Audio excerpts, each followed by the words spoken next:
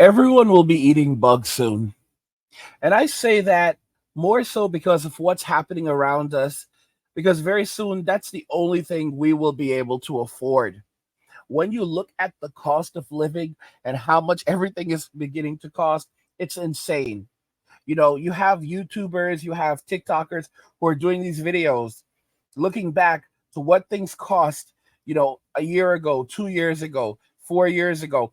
They go back 4 years and they're finding that the groceries that we purchased 4 years ago are now costing four times as much. In some cases, the same items like steak is costing even more than that, five times, six times as much. It's insane how prices are going up, but it's not ending there. Oh no, because now when it comes to credit cards, the fees are going sky high. The interest rates that we pay are insane. We are now paying 35% interest rates on these damn cards.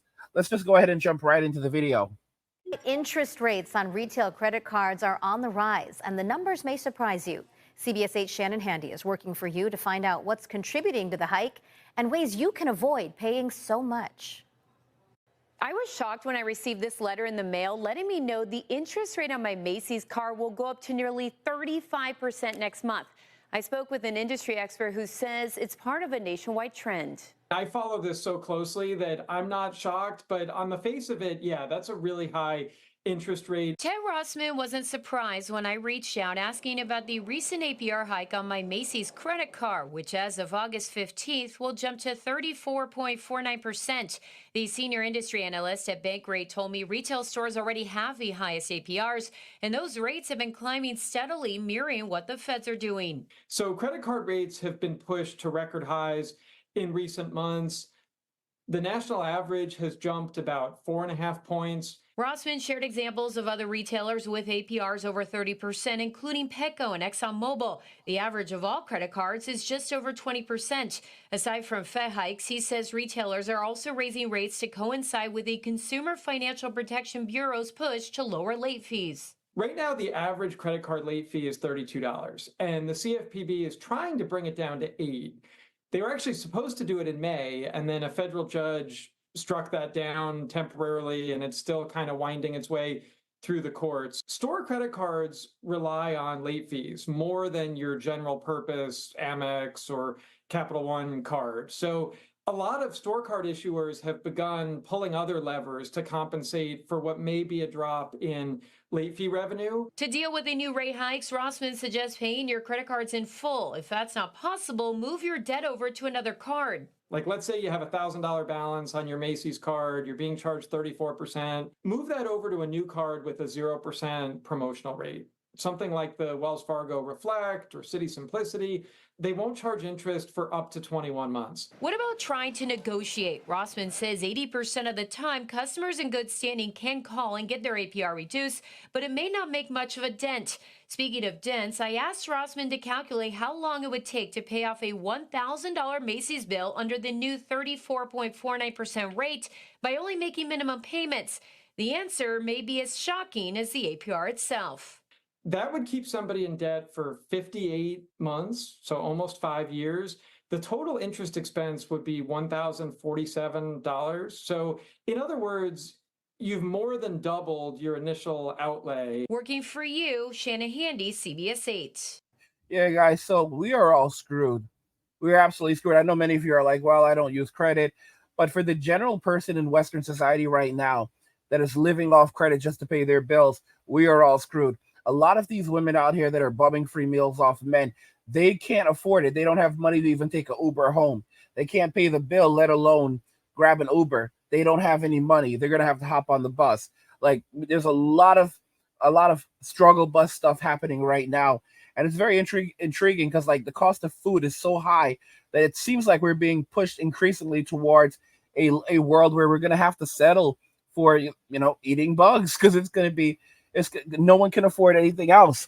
Tyson Foods, one of the biggest meat producers, is investing in insect protein.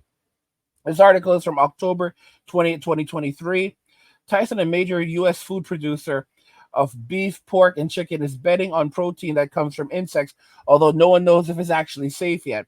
The meat producer said on Tuesday that it has invested in Protix, a Netherlands-based insect ingredient maker.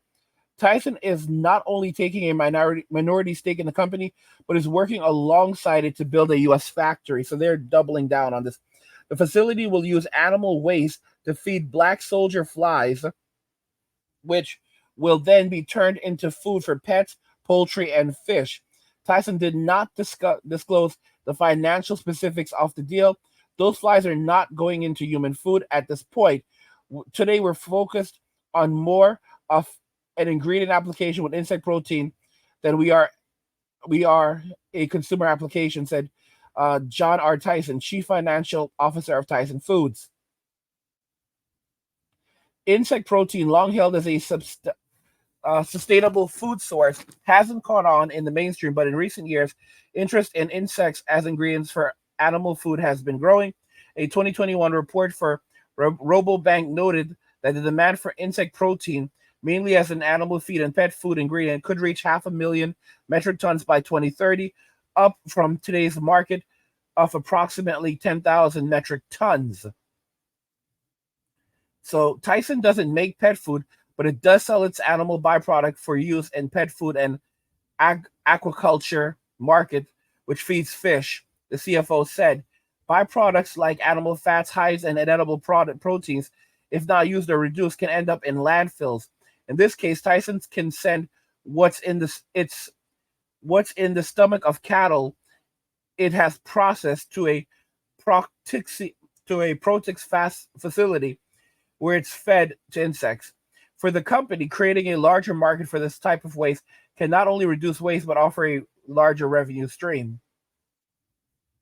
Now, keep in mind that this is something that they're working on not for pets, but they're also talking about, eventually bringing this over so that, we can possibly, it could be something that is done for humans. It can be human, food that we actually consume for, become a part of regular human consumption.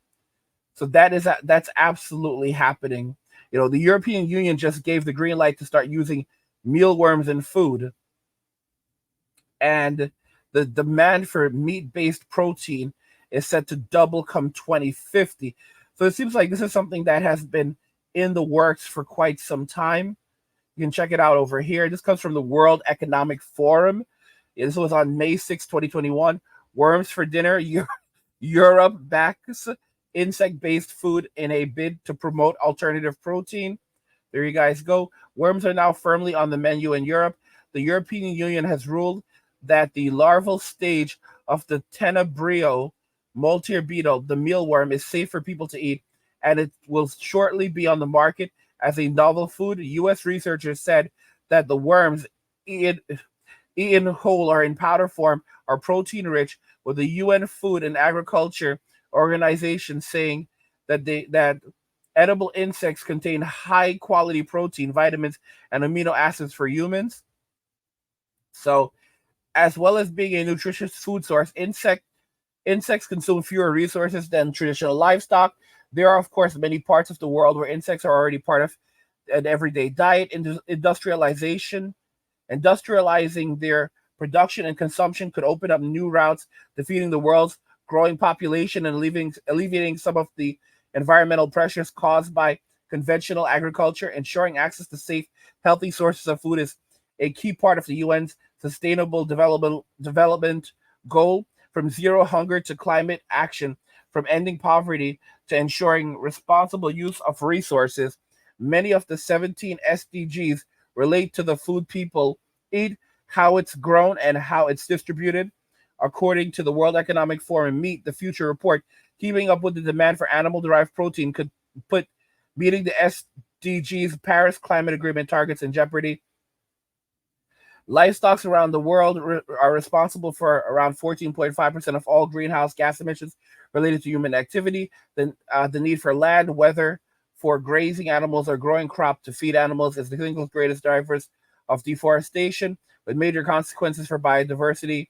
So basically another approach to closing the protein gap is growing artificial meat and other protein alternatives. Lab grown meat requires animal stem cells, which are cultured in nutrient rich material. Protein alternatives like mycoprotein, which is derived from fungi, are used to create meat free meals. So I mean, this is something that's actually happening, and the change reflects broader shifts around eating habits. By 2050, the demand for meat-based protein is expected to double. According to Meat the Future, currently animal-based protein provides 40% of the world's protein supply, though meat, fish, and dairy products such as eggs and milk. The paper authors write.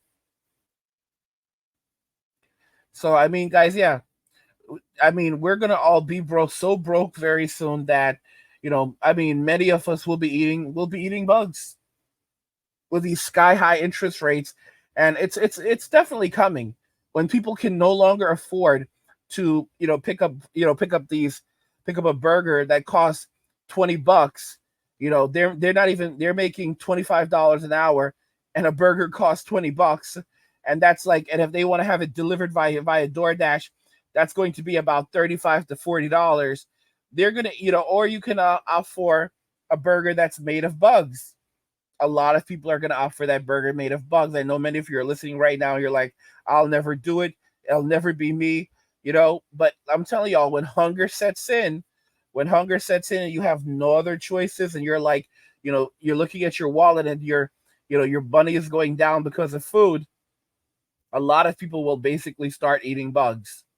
I know many of you are gonna disagree with me, and I guarantee you, with these sky high prices, extreme inflation, a lot of people, as long as it's borderline tasty and affordable, a lot more affordable than the meat that we're paying for right now, a lot of people will choose this. A lot of people will move over to this and start eating bugs. By the way, guys, if you're enjoying my content, consider checking out my newsletter.